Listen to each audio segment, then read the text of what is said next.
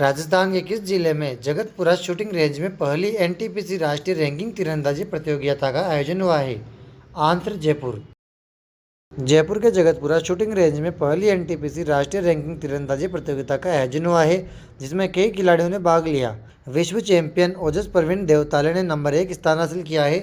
वहीं भारतीय सेना के नायक सूबेदार सुखचैन सिंह ने रिकर्व पुरुष व्यक्तिगत स्पर्धा में स्वर्ण पदक जीता है। खेलो इंडिया यूनिवर्सिटी गेम्स 2025 राजस्थान में 24 नवंबर से 5 दिसंबर तक आयोजित होंगे और जयपुर इन खेलों में मुख्य आयोजन में से एक होगा। यह प्रतियोगिता जयपुर के अलावा अजमेर, उदयपुर, जोधपुर, बीकानेर, कोटा और भरतपुर में भी आयोजित की जाएगी। इस आयोजन में देश भर से 25 से अधिक खेलों में लगभग 6000 एथलीट भाग लेंगे। जयपुर की स्थापना महाराजा सवाई जयसिंह द्वितीय ने 18 नवंबर 1727 को की थी। उन्होंने अपनी राजधानी को आमेर से जयपुर स्थानांतरित किया था, क्योंकि बढ़ती आबादी के कारण आमेर में जगह कम पड़ रही थी। जनगणना 2027 के पहले चरण का पूर्ण परीक्षण कब से कब तक भारत के चुनिंदा क्षेत्रों में किया जाएगा, जिनमें राजस्थान भी शामिल है? आंसर 10 से 30 नवंबर। जनगणना 2027 के पहले चरण का पूर्ण परीक्षण 10 से 30 नवंबर 2025 तक पूरे भारत में चुनिंदा क्षेत्रों में किया जाएगा, जिनमें राजस्थान भी शामिल है। इसका उद्देश्य सॉफ्टवेयर मूल्यांकन और डेटा संग्रह के लिए डिजिटल सिस्टम का परीक्षण करना है, जो भारत की पहली पूरी तरह से डिजिटल जनगणना की और एक महत्वपूर्ण कदम है। इस बार डिजिटल माध्यमों का विशेष ध्यान दिया जाएगा। सरकार ने घोषणा की है कि नागरिकों को 1 नवंबर से 7 नवंबर 2025 तक सेल्फ एन्यूमरेशन विंडो के माध्यम से अपने व्यक्तिगत विवरण ऑनलाइन जमा करने का विकल्प मिलेगा। यह भारत की पहली डिजिटल जनगणना होगी। जनगणना 2027 दो मुख्य चरणों में संपन्न होगी: हाउस लिस्टिंग और हाउसिंग शेड्यूल तथा जनगणना संगणना। किस राज्य की सरकार 4 से 18 नवंबर तक प्रदेश व्यापी 15 दिवसीय सड़क सुरक्षा अभियान चला रही है? आंसर राजस्थान।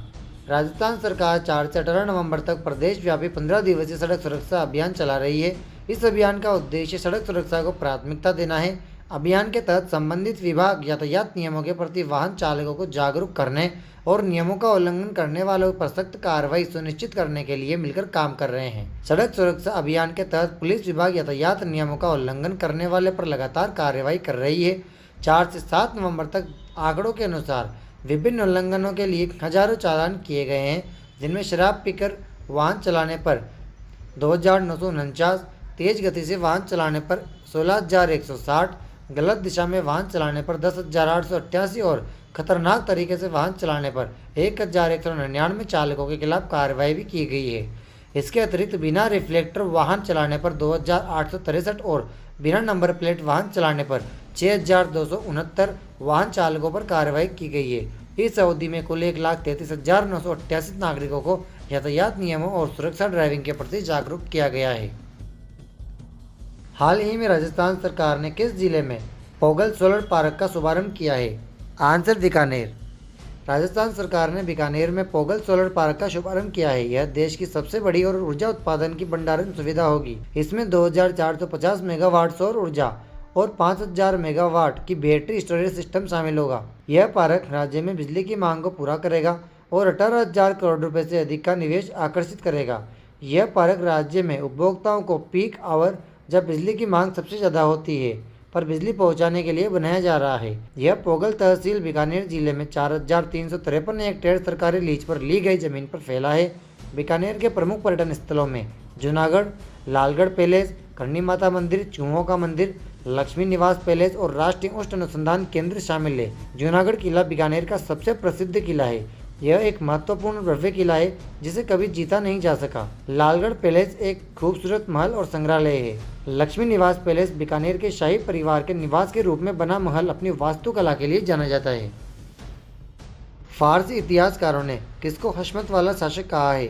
जहाँ हशमत का अर्थ गौरव, श्रेष्ठता और दबदबा होता है और यह उपाधि उनके विशाल साम्राज्य, सैन्य शक्ति और प्रभावशाली शासन के कारण दी गई थी। आंसर राव मालदेव राठौड़।